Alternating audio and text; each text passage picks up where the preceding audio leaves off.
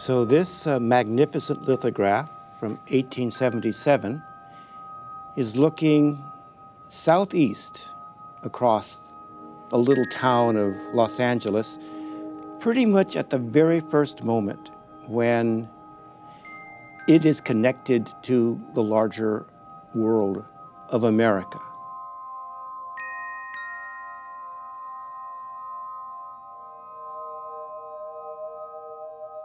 So let's see what we have here. It's quite a spectacular image. Well, it says drawn and published by E.S. Glover. So obviously there's drawing involved. It's not a photographic image. The lithograph is one man's view from the highest point. It was called Mount Lookout, 726 feet high. And we're on the Mount Lookout Trail.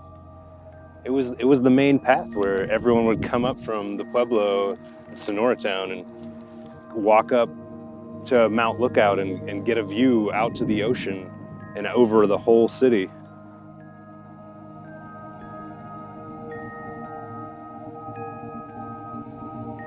This is most definitely done on a stone, on a limestone. There's no question about it, right? Because there was really no other way of reproducing things in terms of the fastness with an incredible amount of detail. If you look very closely at the drawing, it's made up of just tiny, tiny little spots. And the surface of the stone is like a very fine-grained sandpaper. So when you're drawing on it, your grease pencil is just touching those tiny little tops on the top of the stone. This grease crayon will create a mark and a memory on the stone, so you have to maintain the stone wet, then you build up a film of ink, you put it in a paper, you pass it through pressure, and it picks up the image. These bird's eye views are not just a historical record. They have an iconic value. This lithograph exists in part to emphasize that Los Angeles is no longer a violent Western boomtown, that Los Angeles is a settled place that decent white Americans can settle in and make a home. I don't know if at that time whether there were lithographic presses in Los Angeles. It could have been printed someplace else. There it is. Printed in San Francisco. One of the reasons why the churches are so significant in this graphic, they show domestication of everyday life. The high school is important, shows the expansion of civic life. The railroads are given prominence, shows expansion of economic life. And the vastness of where the city might go is shown to offer the viewer a dream of a metropolis that would span the whole of what one sees in this panorama. So we're pretty much, this is taken from a little bit further up. Wow, it's one of the greatest views in the city. What's not here today is what's most obvious in this map. In 1877, Los Angeles was a very hilly city. Much of the elevation has been sliced away again and again and again until in many instances the hills are no longer there. The saddest thing is seeing how the mountains have been carved up and all the connections we've lost, being able to walk to Chinatown or walk to the cornfield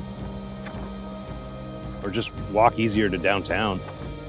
What might be said about the recent past in Los Angeles is erasing features in the landscape. Oddly enough, if you could extend the drawing further down, here we would be standing on the upper deck of Dodger Stadium. Dodger Stadium would be right here.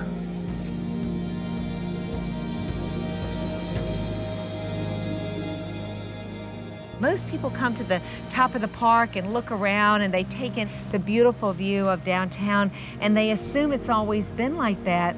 But the fact of the matter is, when Walter O'Malley sited this park, he put the third baseline due north to get the best sun conditions on the playing field.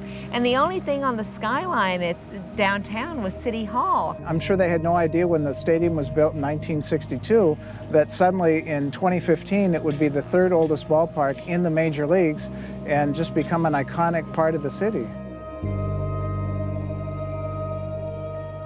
The topography on the site is very complex. To actually grade the stadium into a bowl and then create these areas for parking. I don't know if you know, but the actual shape of the site is that of a baseball glove. As far as what we call the top of the park, that area was asphalt. And it was just basically another parking area about 10 feet below. So it was all down with crazy asphalt ramps going up to gates. I mean, it was clear to us that the view was awesome. Mia Lehrer's team, with the renovations they did up at the top of the park, are trying to recreate this view, and it's quite majestic. It's great that the new ownership of the Dodgers are trying to embrace this. When this park opened in 1962, one of the only deficiencies that Walter O'Malley himself saw in it was that there wasn't enough landscaping, and he immediately set out to plant thousands of trees and flowers. Well, we have tried to build on that, and we've taken over some of the area that used to be parking in order to create these pedestrian plazas. These layers of palms would unveil these views and really celebrate the existing city skyline, but also the emerging city skyline. The city of tomorrow will have many features of the city of 1877. We always are working with the materials of the past. We're always partly in the past in Los Angeles.